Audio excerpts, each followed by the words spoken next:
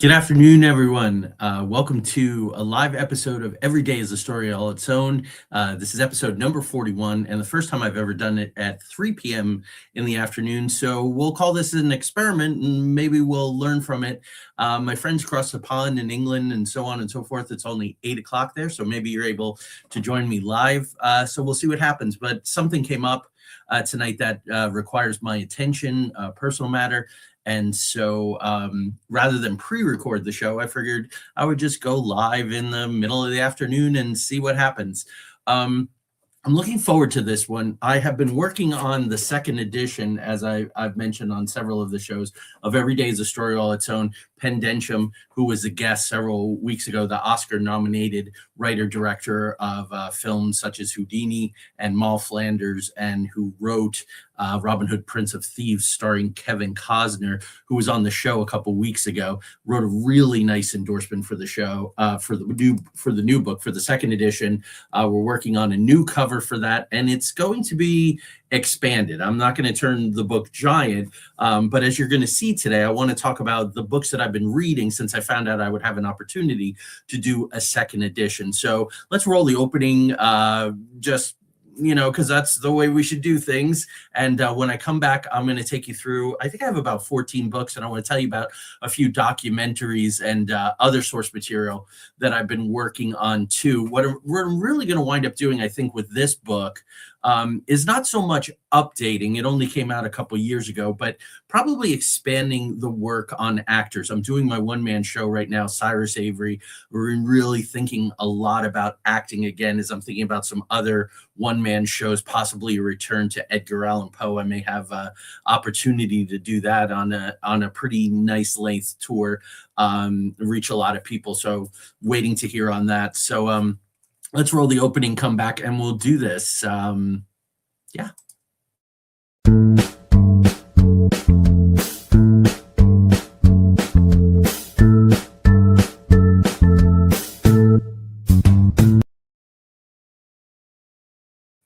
All right, so we're back. It's just that quick. Music by Knight Berman Jr., also known as the Marble T. Knight and I have written a bunch of musicals together. One of the musicals, Three Gothic Doctors and Their Sons. They're still raising money for it. I'm slated to direct that hybrid cinema stage live stream. It will be cool. I know we've been waiting a long time for this, but to get it right and get the right technology in place takes money. Of course, I'm very excited that I'll direct it. I've already storyboarded the whole thing and given it a lot of thought. But anyway, so here we go. So I have a whole stack of books here.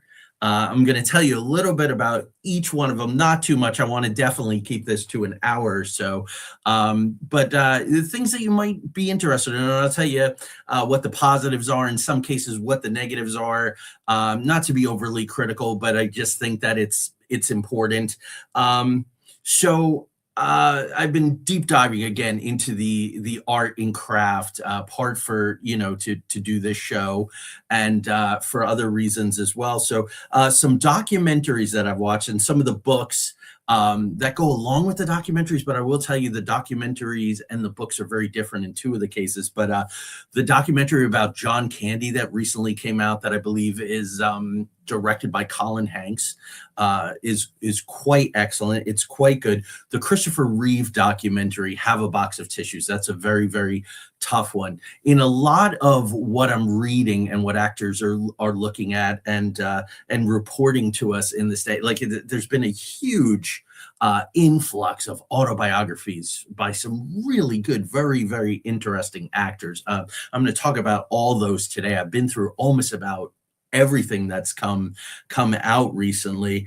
They get very, very personal, and the Chris Reeve one is looking at personal life as opposed to the professional life, especially for film actors, is very, very demanding. The tour schedule, the attention, the politics of it all. And that's not making excuses for anybody. And there's nobody making excuses in their books and documentaries. So the Christopher Reeve one is very, very good. And then the other two documentaries that I've watched, I'm going to talk about the book, so I'm going to gloss over them right now. And that's Andrew McCarthy's Brats, Very, very different than the book, and I'll talk about that. And also Val Kilmer's documentary, produced by A24, Val, and also his book "I'm Your Huckleberry," which I finished while I was on tour as Cyrus Avery. I also listened to the audiobook while we were on tour. Tanya and I listened it together, read by Taron Egerton, who does such a great job portraying Elton John in Rocket Man. Elton John's autobiography, Me. A lot of it wasn't that much of interest. He really deep dives into his addictions and things like that. But there were some wonderful things that are going to make it into the second edition of Every Day is a Story All Its Own. The big takeaway was Elton talks repeatedly about that fine line between the anxiety of performance and the excitement of performance, and how an alchemy takes place. And I really do believe that. Tim Curry, in his book, which I'm going to talk about, talks about episodes of stage fright as opposed to that excited anxiety. You don't want stage fright, which is going to be paralyzing and has really hurt a lot of performers. Some very well-known ones over the year. You never know when it's going to rear its head and really get out of control. There have been some times before I have gone on stage where my heart has really raced, and I've really wondered. Sometimes during my one-man shows, just going, "What have you gotten yourself into? You're right. You've written this thing. Your audience is just going to have you on stage for an hour." Tim Curry says something interesting. He says that a doctor told him that sometimes a performer's adrenaline can spike before a performance at the level that would give possibly someone a heart attack, which is kind of frightening. So let's see now. I just want to make sure here. I've been also watching a lot of interviews with actors, reels, snippets from places like Charlie Rose and Inside the Actors Studio. I'm especially interested, and then I was just helping a fellow actor do some preparation,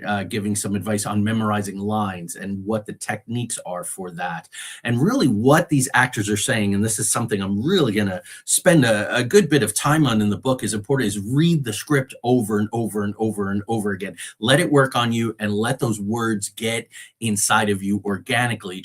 Rather than trying to do the old thing of holding the script and using a ruler and going down line by line and all those different kinds of things. So those were the notes, non-book based, that I wanted to say. I'm just going to keep that to the side here. So let's start with a book that I did not love, and this is another one that I first saw the documentary, and the documentary comes across a little bit better from the book. Tales from the Script: 50 Hollywood Screenwriters Share Their Stories. There's some very big names on here: William Goldman, John Carpenter, Frank Darabont, Shane Black, of course, who kind of broke the whole screenwriting thing, getting millions of dollars for screenplays before anyone was really doing that. Nora Ephron, and just on and on and on. Antoine Fisher. The interesting thing here is screenwriters make a lot of money. Sometimes they're given a lot of money and their scripts are not even produced. Yet a good number of these people really bitch and moan quite a lot. It's an interesting thing, the screenwriters trade. So I've written screenplays. There's one that's making the rounds right now that people are very serious about. I've won awards for other screenplays, been paid for them, not have them produced, had some smaller projects produced that I've written one short 32-minute piece that won an award. But it's not do other things. If being a screenwriter upsets you too much, the nature of being a screenwriter, where the words are kind of devalued for the images. There's so much money involved that you just can't go, okay, this person wrote this thing and then we're going to produce it and we're going to kind of trust that everything's going to be okay. The director, of course, is very, very involved because of the process. And I'm going to talk about that in some books that we have here. Some directors are writers. Some directors get very involved in the writing. Some directors and actors are drawn to projects because they want to improvise them and rewrite them. That is sort of the nature of the thing. the Writers Guild of America sort of exists to be an arbitrary arm who gets credit and at one point. And I have script doctored on some works to the level where my name has then gotten on that work. We did not have to go to the WGA for that. It was something that was worked out between all of us, the agents, the writers, publicists, all that kind of stuff who was involved setting those things up. So it's complicated. I wish I could say like, oh, a sobering look at screenplay writing, but William Goldman, who one of his two books I've read, The Inimitable William Goldman, always has a really good attitude. Nora Ephron does. Some of the people in this book really just whine and moan too much and maybe should do other things, which I do. I write plays, I write novels. Novels is a very solitary experience. No one's really interfering with your stuff. Playwriting is collaborative, but the playwright's words are still pretty sacrosanct. As you know, I write escape rooms that I design like screenplays, and immersive experiences that I design like screenplays. So that's kind of having the best of both worlds. Three Gothic Doctors. Not a lot has been done, but we went through a wonderful development process with the artistic director of the production company, with the executive producer of the production company. And that was wonderful, developing the play, which made it so much better and richer. It was a much shorter play and they wanted a much longer play. So that, there you go, that one there. Now I mentioned Pendentium. We talked about his book, Riding the Alligator. This book is wonderful, absolutely full of knowledge. Go back and watch the episode with him, but then please come back on May 7th, 7 p.m. EST, when Penn is graciously coming back. We're going to talk about the process of writing, directing, more of a conversation than an interview this time. We probably won't talk about his photography, although I still have the slideshow I made, and at one point we'll just go and look at it very quickly. Penn has another book too you can get through his website called A Creative Person's Success Manual. He comes up with some really cool things. The nuggets is an expression that's purely his. That is of value. So looking at our craft and what we're doing in a different way, which can always be very, very helpful. Let's just see here. People are coming in and out, which is kind of wonderful. There might be something to this time, and I may start rethinking things. Oh, hey, my brother, Chris, my brother who often checks in. Chris is going to be on the show, not next week, but the week after. Next week, I'm going to give everybody a look into Chautauqua because I get so many questions about what is Chautauqua. I've been thinking about Chautauqua. I was a little bit of a rebel with Chautauqua, the way I have been with many, many other things, and said, hey, look, I'm an actor with a capital A. I can do the research. I can do the structure. I can do the Q&A. And I believe if I approach this as a one-man theatrical production, which is in many ways frowned upon in many sectors of Chautauqua. So I thought about it. I wrote an essay about it that went through the Chautauqua community. So I'm going to really share what Chautauqua is about, some of my favorite memories. I'll show you some pictures of the different characters that I've played. So Chris is going to be on in his journey. The Bible is stories, and stories that are instructive and stories that have structure. Chris is also studying now to be an ordained minister. So he's working on his associate's degree. He's going to go on to his bachelor's, which is very exciting. So I want to give him the stage to talk about his journey through that lens, because as you know, story is story. All stories have similar structures. And we've talked to lots of people from the spiritual community, and Reverend Michael Carter, who is an ordained minister, has been on the show 3 times. We've had other biblical scholars and things like that. So I hope you will tune in. That will be a fun episode. So let's keep going here. Down and Dirty Pictures. So this is by Peter Biskind. He also wrote Easy Rider's Raging Bulls, which is on my list to read about the film industry in the 1970s. That is one of my favorite times. And the films in the 1970s don't always stand up for people in modern times. They're a little more languid. They're not paced as well. You can tell a film from the 70s, the way they were filmed, the color saturation, the color palettes, the acting styles, the directing styles, even the music. But anyway, this is Down and Dirty Pictures. This is really the 80s, Miramax, Sundance, and the rise of independent film. As you can see, a very, very big book. Took me a while to get through. With the recent passing of Robert Redford, Robert Redford, who famously said, if you don't have enemies, you don't have character. That is illuminated in this, the way he ran Sundance, the way he worked with people or didn't work with people, cultivated people or cut people loose, is very interesting. It also brings up something else here because, of course, it's Miramax, and you can't talk about Miramax or think about Miramax without Harvey Weinstein, which is very, very unfortunate. So in this book, there are names of people who have fallen out of favor and fallen from grace and have been accused and found guilty of some pretty horrible things. I'm choosing not to take all of those people out, realizing that some of the things that were said, I can assure you Harvey Weinstein is not in this book, but there are some other people, writers, primarily, leaving it in. And I may say a few words in the new introduction to the second edition, but some of those things have value in the broader picture of what we do. We can choose now not to support their work, not to watch or read their work, so on and so forth. Production companies, platforms, fans have all spoken in various ways for those things. So that's what I am choosing to do. There are a lot of difficult people, just like in any business, any sector, any calling, vocation, profession, that are not good people. So I just want to take an opportunity to say that. For those of you who love musicals, this is wonderful. The Secret Life of the American Musical. It breaks it down into its component parts. You probably also know that I absolutely love that. And Three Gothic Doctors is a musical. I've also written the book and the libretto for about a half a dozen other musicals. I grew up doing musicals. So this is a wonderful, wonderful book here by Jacques Vertel.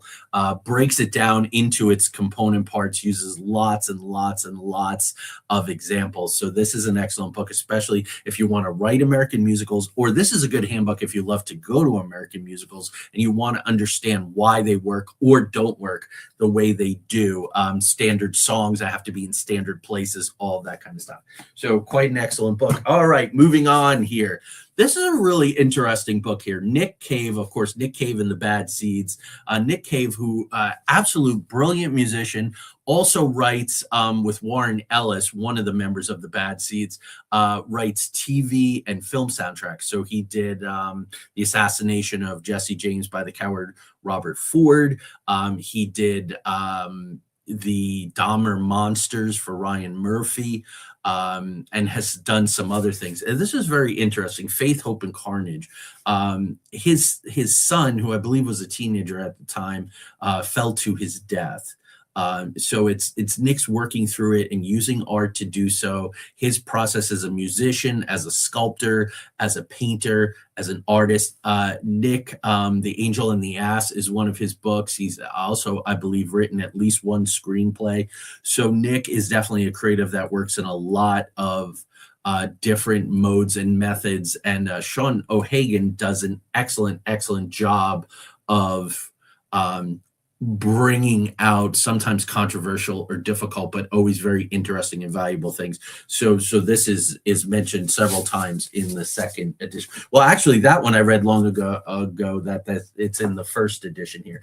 Okay, so I mentioned Bratz, which is the documentary. I grew up, of course, in the 80s. Nobody's more Gen X than me, I don't think, and very, very proud of it. An 80s story right there. And so the Brat Pack, so Demi Moore and Emilio Estevez and Rob Lowe, so on and so forth, and Andrew McCarthy, who was a very, very reluctant member. Now, when you read the book, it's a much different take. So the documentary Bratz, he interviews Demi, and he interviews Judd Nelson did not want to be.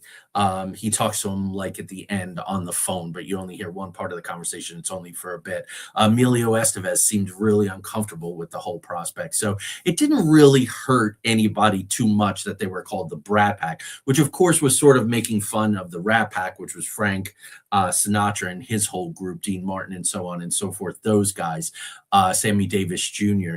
The book, I don't know. Even I didn't like the documentary. I felt like it was a little disingenuous. It was done because the book went okay, and they said, hey, why don't you make a documentary as well? But this is interesting because Andrew was he's one of these fascinating guys who was not built to be a movie star, but was good at acting and had good looks, and he struggled in school. He was not a natural at this kind of thing yet. And that's, when he went to college and he started to go to the different acting schools, a lot of the films that he made didn't do very well. And I think there's not a bitterness, but there's something that overlays it. Like this is a round peg, a square peg trying to fit into a round hole somewhere. But is of benefit. Like I didn't hate it, and I liked it a lot more than I liked the documentary. And I do think I mentioned some things from this book in the second edition. So there was some useful things. He went on to be a very successful travel writer and a director. And I think that's where he really found his niche. He talks about some people, I know some people with actors, and I'll talk about this more as I get into these books, who they had affairs with, who they slept with, so on and so forth. He's fairly circumspect about all of that stuff. This is a really, really interesting book. Michael J. Fox, super cool dude. There he is as Marty, classic. This is not only very interesting from Michael J. Fox's point of view, who was quickly becoming a superstar because of family ties. And it was not designed about his character, Alex Keaton. It was actually designed to feature the parents, but that changed, as things often do. Television, sometimes that happens. Martin Sheen was supposed to only be in the West Wing every little once in a while. It was really supposed to be about Rob Lowe's character, ironically, back to Rob Lowe from the Brat Pack. And Martin Sheen just tested so well, and they loved his president. So that happens sometimes. So in the middle of that, they had to recast Eric Stoltz. And that is, anybody who really follows inside Hollywood stuff, the fact that Eric Stoltz, they started filming, I think, for about 6 weeks or so, and had to scrap a lot of material because he just didn't work out. Michael J. Fox is very circumspect about what really happened with Eric Stoltz. No one really talks about it. At one point, he and Eric Stoltz meet up at his home in California, in Michael J. Fox's home, and they still, a lot of it is kept private. But for actors, it's very interesting. Eric Stoltz made a decision about the character that was fundamental. Once he made that decision, and it was very text-based, so it's completely legitimate, it just didn't align with the vision of everyone else, and that was a shame. So it wasn't that he could not play the part. He felt, based on the text, that the part needed to be played a certain way. And I'm not going to give that away. You can find it out for yourself. But this is excellent. It's very entertaining. Michael J. Fox is a very entertaining guy. The other night he was there, I think it was a surprise, at the SAG Awards, sitting next to Harrison Ford. They're in a project together about Parkinson's disease. I'm going to quote a good bit of Harrison Ford's speech for his Lifetime Achievement Award. If you have not seen that and you're looking for some help in this, some hope in this world, definitely look at that. Very, very inspiring. The older I get and the older Harrison Ford gets, the more I respect his humor and his relationship with the business, because he saw it all. He struggled for a very long time. Anyway, treat yourself. Watch that acceptance speech of his. It's all of 8 minutes. It's wonderful. It's the best acceptance speech that I've seen. Michael Keaton, I think, won a SAG award, maybe for Birdman, and that was wonderful and well worth watching. And also Charlie Kaufman's, when he got the WGA Lifetime Achievement Award, which I quote from at length in Every Day Is a Story All Its Own. So here are two books that are very, very different and decades apart. I adore Richard E. Grant. I just watched him in Can You Ever Forgive Me, which is the Lee Israel piece, a wonderful vehicle for Melissa McCarthy. Richard got a Oscar nomination for that. He won a bunch of other awards, didn't win the Oscar, didn't win the SAG award, SAG-AFTRA award, or the Golden Globe. but was nominated. So his first book from years ago, The Filmic Diaries of Richard E. Grant. And I will tell you, having read, and you'll hear other books by English actors, and I've read some that are quite older too, like John Gielgud, Sir John Gielgud. His autobiography is amazing. It's from decades ago, and I quote from it in Every Day is a Story all its own.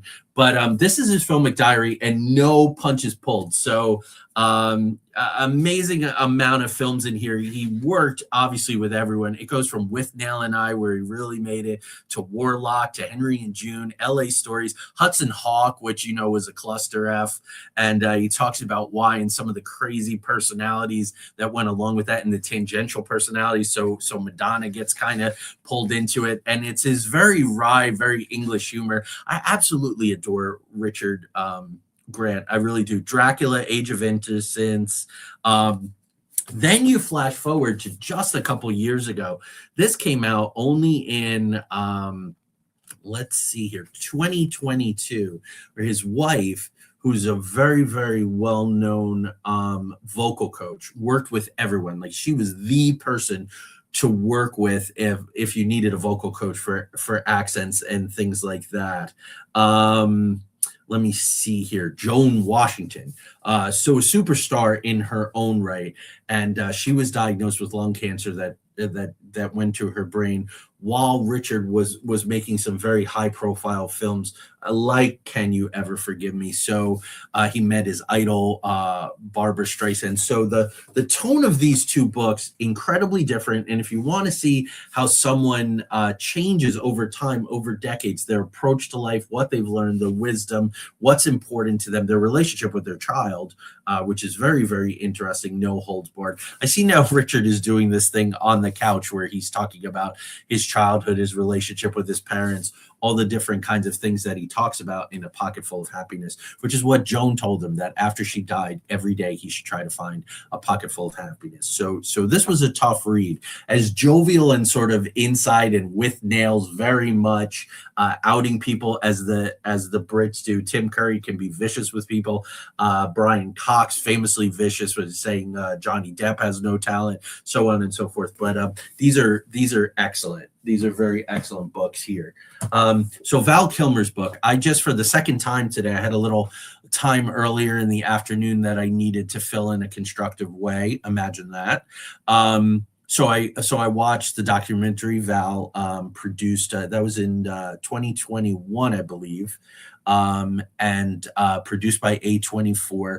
Val wrote it, had a lot of control over it. Again, the documentary, if you've seen it, slightly different than the book. I was surprised. The book is a little bit of kiss and tell. Val would fall deeply, deeply, forever in love at first sight, over and over and over again.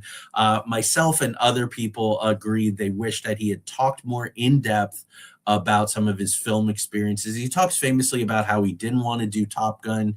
He talks about his struggles with playing Batman, where he kind of stood there and wound up taking a soap opera approach because he could hardly move in the suit. And Tommy Lee Jones and Jim Carrey were so over the top in their characters. And of course, it made the most money the year that came out, $183 million, quite a lot of money at the time when it came out. And he turned down, he didn't want to go back. They wound up using Clooney. He also talks about the struggles on the set of Tombstone, having to replace the director, on the set of The Island of Dr. Moreau, which, as you know, is near and dear to my heart. That's one of the seminal stories for Three Gothic Doctors. And I happen to love that movie. Marlon Brando is so wonderfully, wonderfully weird in that movie. So this also, too, Val was a Christian Scientist. He was also a deep thinker. He was a poet, so a bunch of his poetry is in it. There's poems at the beginning of almost every chapter, and so well worth reading. But just, it's a little kiss and telly, which isn't really my thing. I'm in it, of course, for the craft more than who slept with who and all that kind of stuff. But very, very interesting.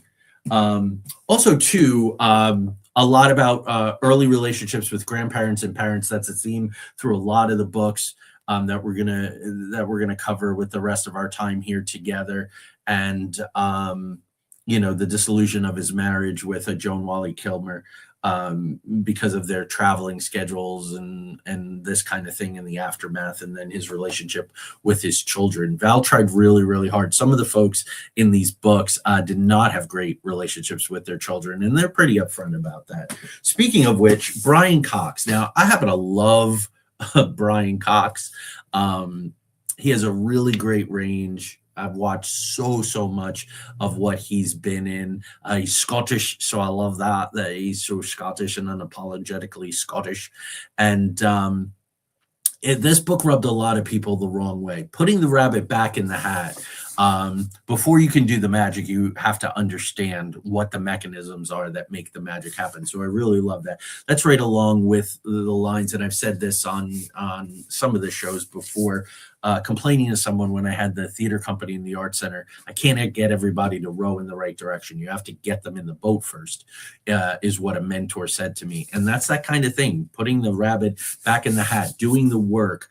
This Brian Cox book, almost more than any of the other books on this list, and a lot of the other books that I've read about actors and their life in film and television, and on the stage, is really a how-to book. He talks a lot about the craft. He talks a lot about preparation.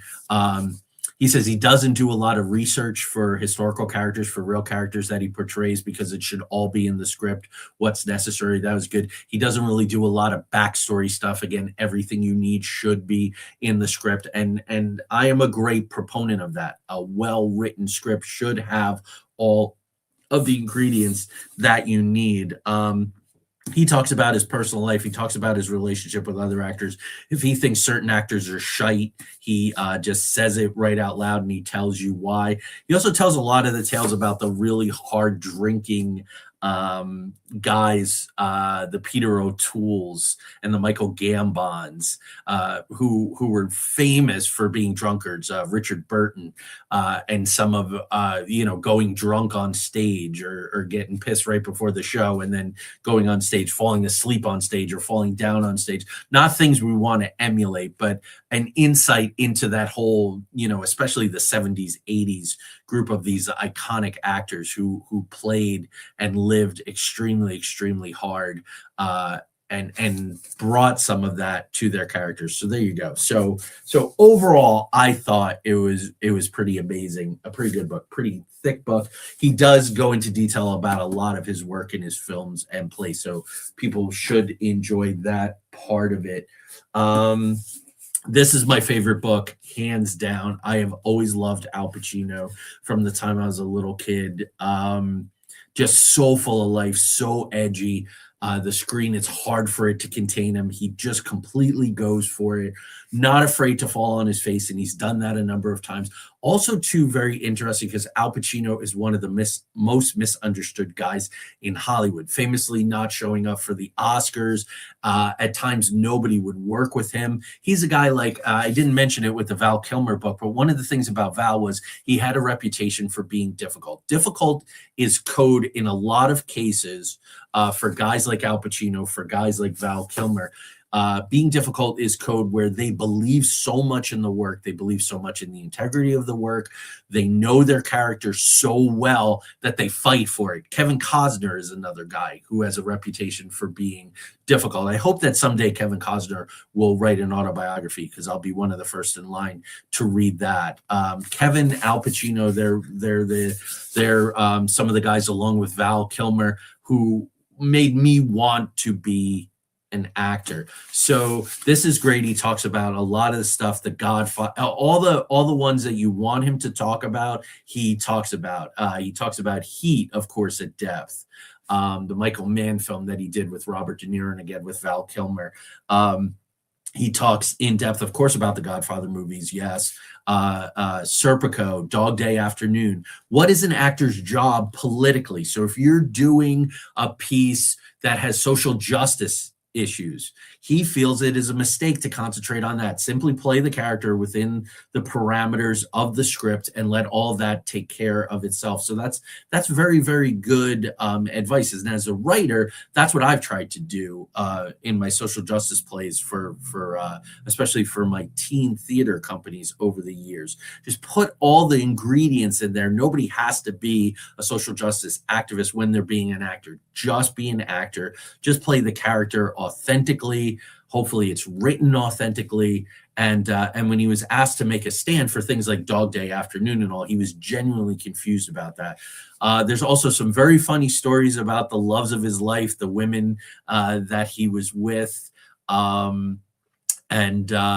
Yeah, some really, really good stuff there from Beverly D'Angelo to, and it's escaping me, and about she was in The Godfather with her, and they dated for a long time, and she really advocated for him because he was a great actor, but he had no common sense. So Al was always finding himself broke, and I'm trying to go a little quickly here, and then my brain doesn't always work. So he was with Joe Clayburgh over the years. Oh my goodness gracious, someone help me out. Oh, Diane Keaton, of course. Diane Keaton, who recently passed away. Well, man, we have lost a lot of people recently. Catherine O'Hara and Robert Duvall and just some major names. This is another book that I just finished last week. We Did Okay, Kid. Anthony Hopkins, I have a lot of affinity for.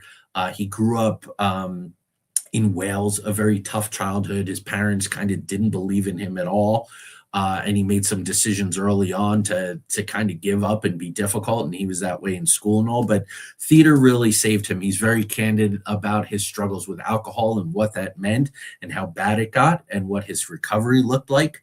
A failed first marriage, and a very, very good second marriage that he's in now and has been for a long time in his new extended family and what he's learned about that.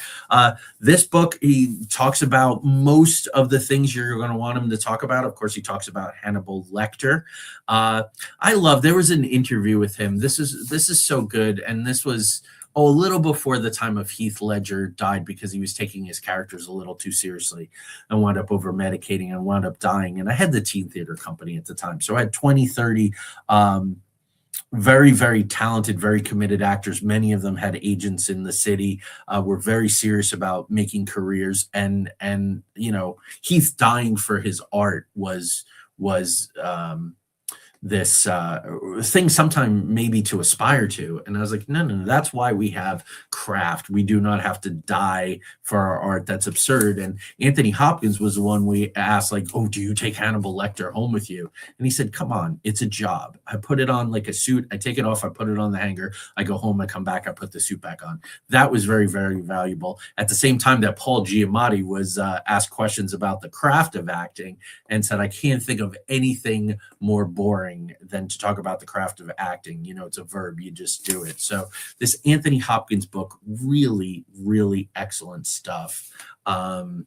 He even puts at the end, for those of you who are very into classical poetry and all. Now, Anthony, he's kind of well known now for late in life diagnosis of Asperger's, autism.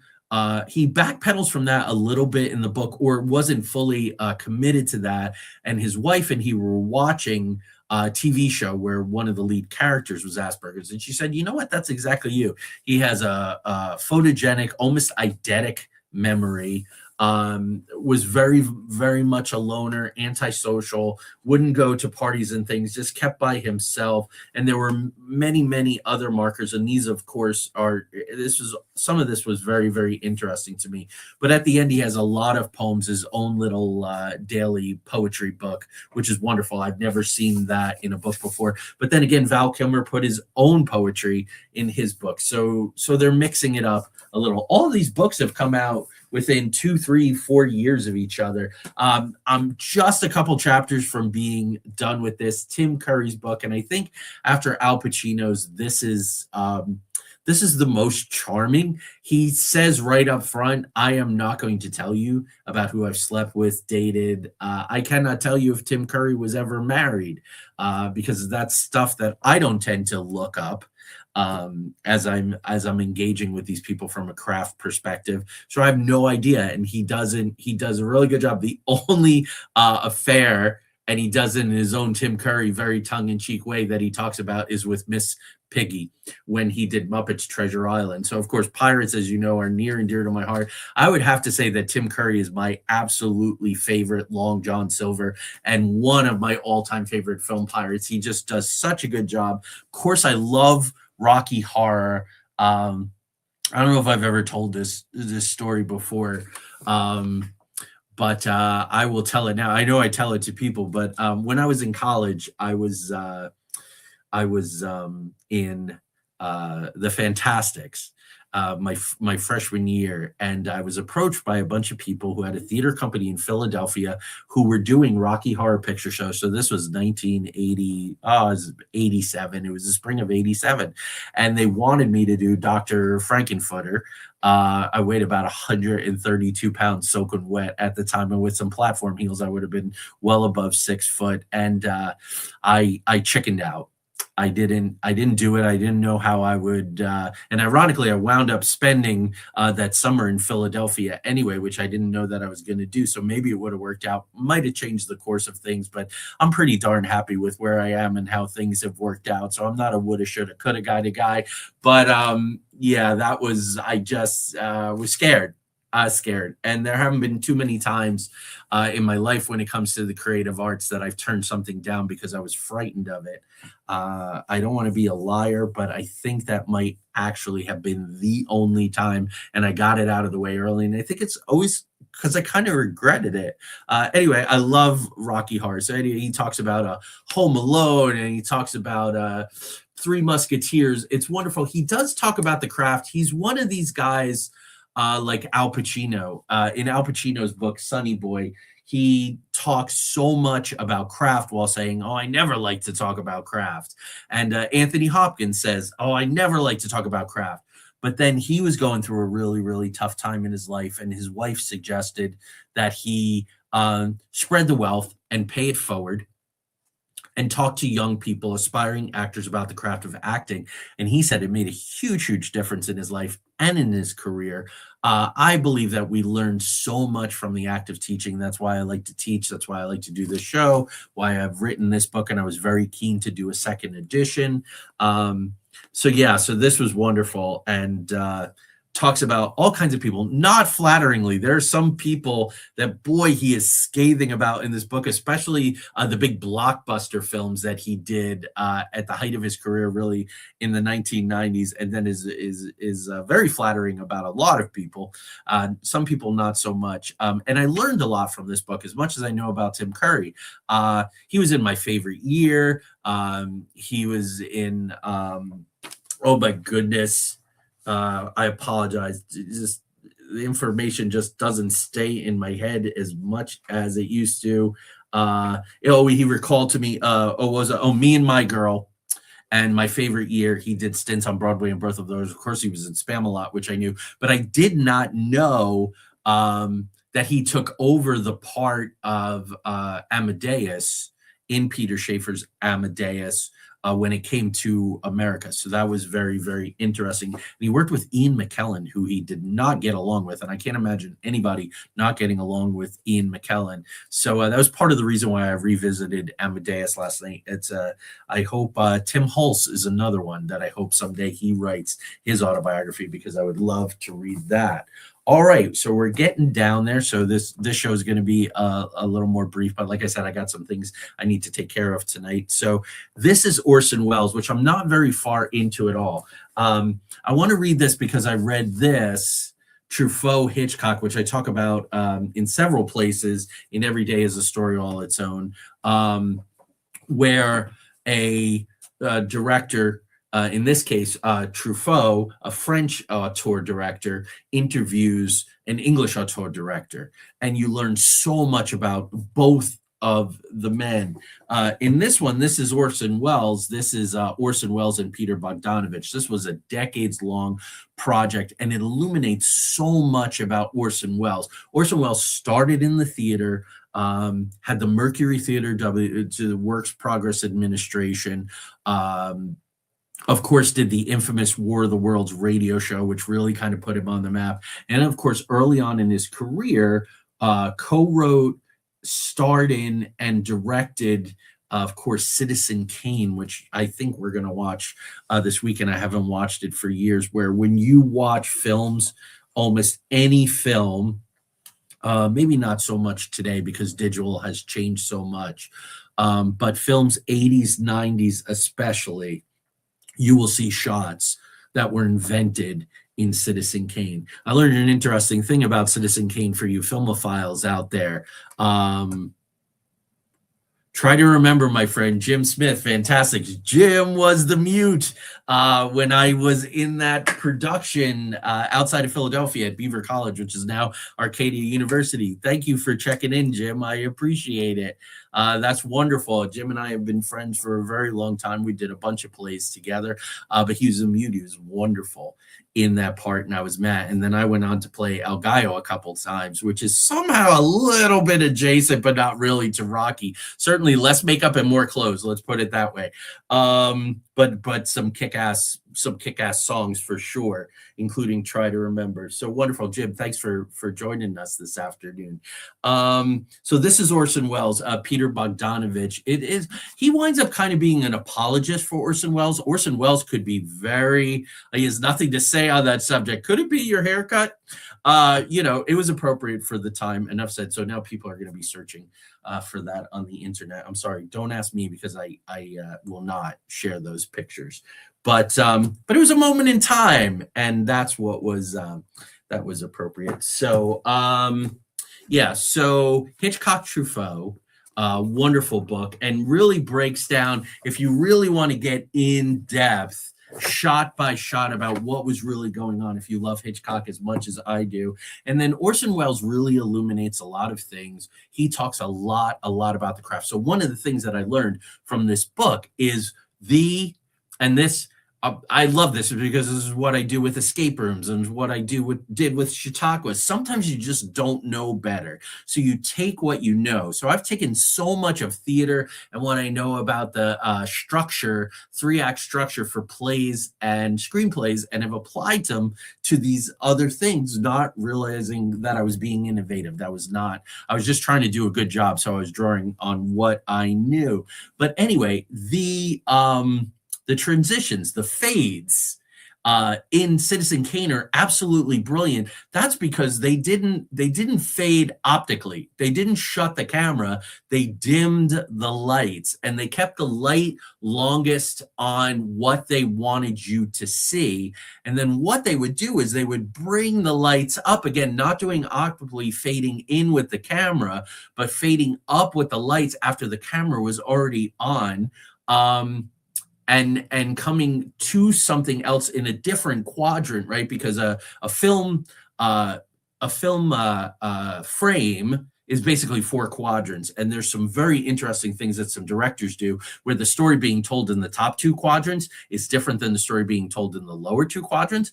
Or you could do diagonals, which is what the director of Mad Max Fury Road did. So when you watch that, that is amazing how things are in those quadrants and how they move diagonally. Also, as cinematographers and directors know, the way people move in the screen diagonally or left to right, up to down, also is coded subconsciously for people. So there's all that kinds of great stuff. So Orson Welles didn't know till after he was done. Somebody said, like, that's not how you do it. And he said, that's how we do it in the theater. We do it with lights. And they said, no, we do it as camera. So I love that. I love that innovation comes into a new art form because someone brings it in from their art form. So almost without exception, not so much Richard E. Grant, Michael J. Fox, Andrew McCarthy, no, but these other guys that I talked about here. So Brian Cox, not so much Val Kilmer, but Brian Cox, Al Pacino, Anthony Hopkins, and Tim Curry. Ton of theater, dance back and forth between them, and they would inform, and then they would do film for a while and really be aching for theater, and then they would go and do that for a while. So there's great stuff going on with that. So I think that's all I want to tell you. It's been about 45, 49 minutes, something like that. I think that that's wonderful. Saw a lot of people come in and out, which was terrific. So I'll check the numbers and see. Maybe we'll do some afternoon shows once in a while and mix it up a little. So let's see. So next week is Chautauqua. Week after that is my brother. Week after that, I'm back on the road to do Cyrus Avery, the one-man show. I'm going to be in Tulsa, Oklahoma, doing 2 shows. One at a very, very prestigious high school there, which connects directly to Cy's history, which is an honor and a grand opportunity to do that. And then we'll be doing a fundraiser for a Chautauqua organization down there who gave me some seed money to get Cy ready. So this is a way to pay that back and help them raise some money for a good cause. So and then in April I have palette painter Josh Stout. I can't wait to introduce you to him. He's one of my Tulsa brothers. Pendentium's coming back into the show in May. I have another very successful screenwriter, TV writer, TV executive producer who's going to be on the show. I don't have dates yet, but I'm taping a show with him on March 17th, and then we'll set a date for him to come on my show. So watch out for that. And I'll bring you some more of these creative conversations as I'm going through preparing the second edition of Every Day is a Story All Its Own. So, okay. So thank you so much. If you're watching this after the fact, thank you for watching. We get a lot of our views after the fact in archive. So I really appreciate that.